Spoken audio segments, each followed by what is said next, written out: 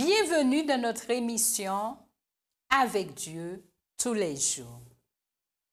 Le titre de la méditation d'aujourd'hui, je veux mettre une garde à la porte de mes lèvres. Éternel, mets une garde à ma bouche. Veille sur la porte de mes lèvres.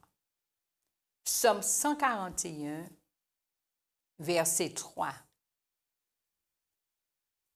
Il n'y a peut-être aucune erreur que jeunes et vieux soient plus prêts à commettre que celle de passer sur certaines paroles vives et impatientes de leur langage courant. Ils pensent qu'ils ont une excuse suffisante en alléguant « je ne faisais pas attention à ce que disais »,« je ne faisais pas attention à ce que je disais », je ne voulais pas prononcer de telles paroles. Mais l'Écriture sainte ne traite pas ces procédés légèrement. La plupart des contrariétés de la vie, de ses douleurs, de ses tourments, sont dues à un caractère emporté. Des paroles vives, irritées, irréfléchies, prononcées dans un moment de colère, peuvent provoquer des malheurs qu'une vie entière de repentir ne suffira pas à conjurer. Oh, que de cœurs brisés, que d'amitiés froissées, que de vies ruinées par les paroles vives et dures des personnes qui auraient pu apporter consolation et guérison.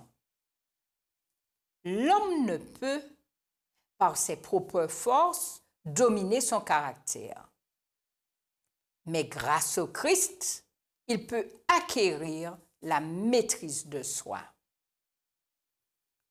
Une fermeté égale, une autorité patiente sont nécessaires à la discipline familiale.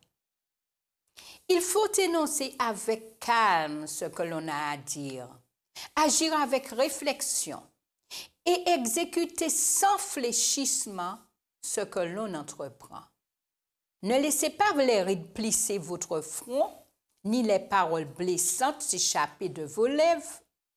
Dieu inscrit dans son livre de mémoire toutes vos paroles. Le surmenage provoque parfois la perte de la maîtrise de soi. Mais l'Éternel ne vous contraint jamais à la hâte, jamais au mouvement compliqué.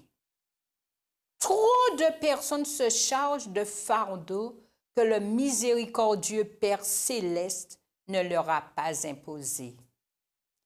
Il ne les a jamais appelés à accomplir des actes successifs avec une hâte folle. Dieu désire que nous nous rendions compte que nous ne glorifions pas son nom lorsque nous nous chargeons de trop nombreux fardeaux, car il nous surmène.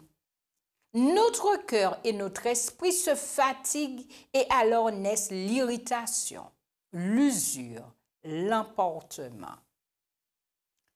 Ne nous chargeons que des responsabilités confiées par l'Éternel.